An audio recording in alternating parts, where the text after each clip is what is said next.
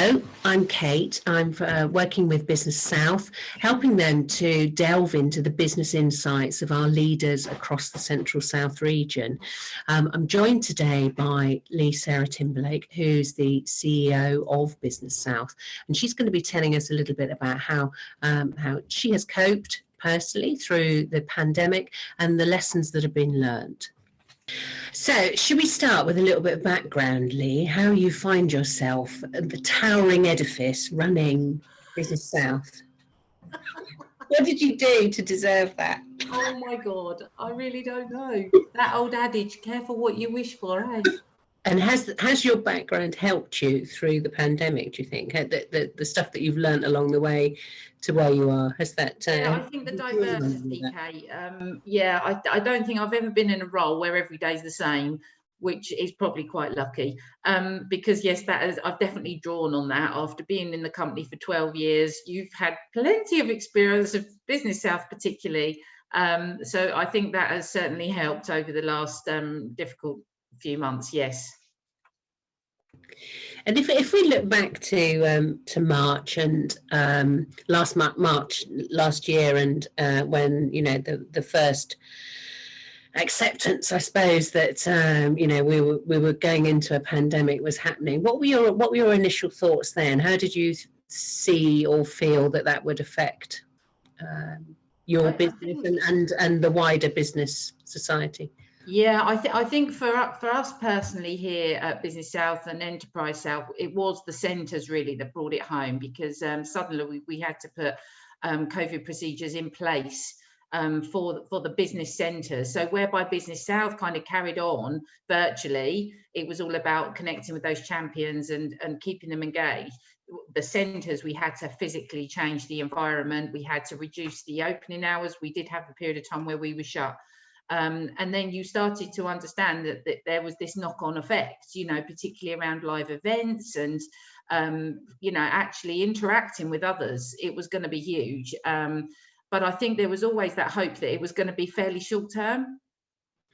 And I think that's probably what kept us going initially, wasn't it? It was not knowing, quite how long it was going to be. Yes, I think that was it. And I think you were always working to that next point where you thought that things were going to be fairly normal again. But obviously, as time went on, you realised that there probably was going to be this new normal that everybody was talking about. And throughout this, Leigh, how have you managed to stay focused? What's helped you? I think for me personally, it's been about prioritising, because it's not just the business needs, it's your colleagues, it's your team.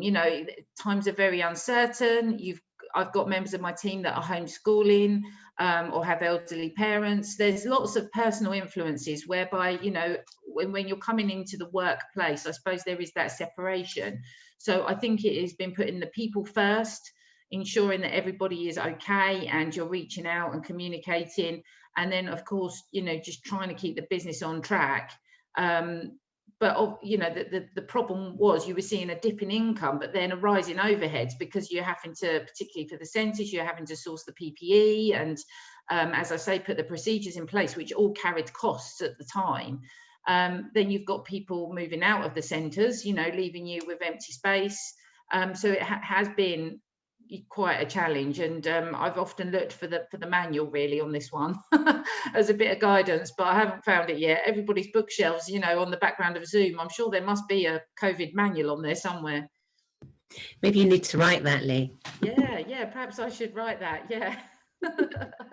And have you reached out to other business leaders during that time, to sort of see? I mean, I know you've obviously been involved with the events that Business South has been running, and sort of, I guess, picked up intel there on, how others are coping. One of the first things I did actually, when we realised it was quite a serious situation, was I personally rang round the champions to check in with them. And I think at that early stage, people just didn't know what was going to transpire. And I think everybody was very much in sort of reactive mode. And as I've caught up with business leaders, as the months have gone on, they've got much more of a plan. They're being much more proactive. And I think we've all kind of settled into this this new way of working, but it definitely hasn't been without its challenges and dealing with situations that none of us have ever dealt with before. And everybody looking to you to for what's next. They're looking obviously to us for that leadership, really. So I have used that keep calm and carry on phrase quite a lot this year. Although I haven't always felt like that myself. And have there been any people who've particularly inspired you during this time, who you think, oh yes, they've really grasped the nettle and done the right thing? I think my colleagues, Kate, because the agility they've shown with this home working and having to juggle children, some of them as well. I think that I've really been inspired by them. I felt that I've got that support there through a time, where we sort of was quite uncharted territory. And my family, actually, my family, like me, have worked all the way through, and we've kept each other going. So I think you just have to draw on each other's strengths, don't you?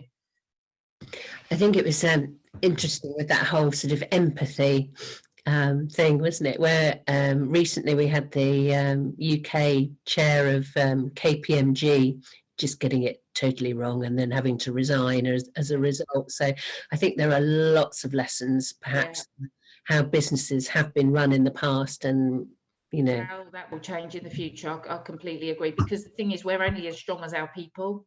And if we don't look after our colleagues, then I think that puts us in quite a vulnerable position, actually. Yeah, definitely. And I guess as well, for those companies who sadly have had to lose staff members through the crisis, it's all of that is really difficult. Yeah, and I think as well that there was their feeling that the furlough scheme, the job retention scheme, was in place, and that was job retention. But obviously, over a whole year of trying to keep the businesses going, that hasn't always been able to come to fruition. That we've been able to retain all the jobs across the business world.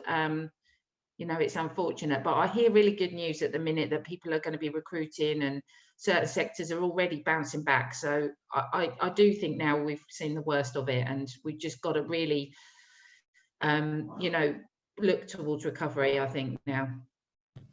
And are those the sort of positives that you are looking towards now, then? Yeah, I think so. I think I really tell myself that a good day follows a bad day. There's been quite a few bad days.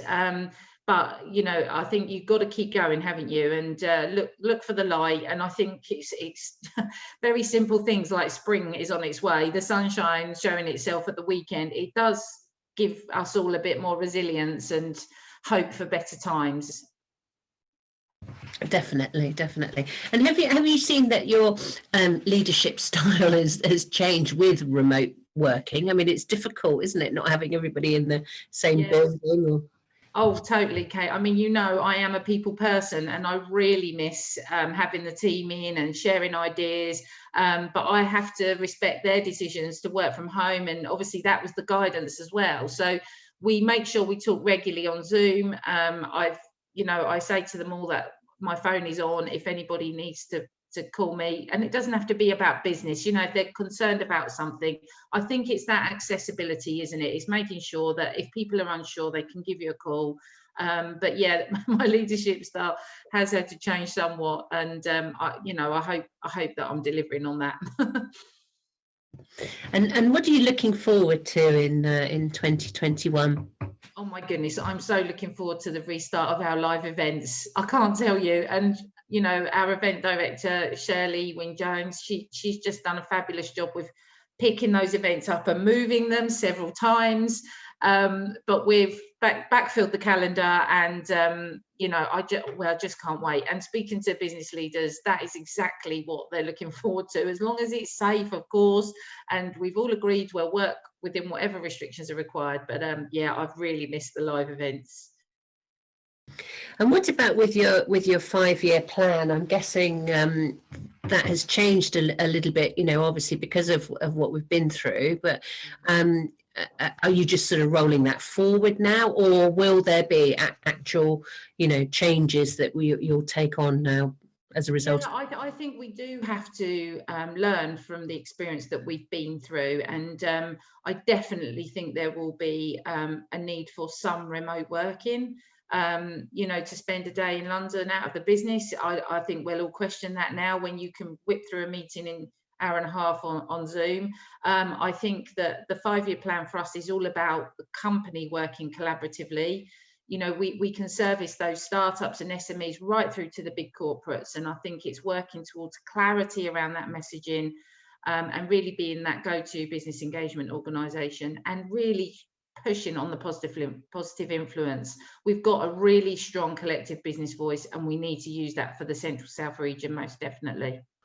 Thanks for your insights today, Leigh. I think it's been really, really interesting, and I'm sure people will be fascinated to hear what you've got to say.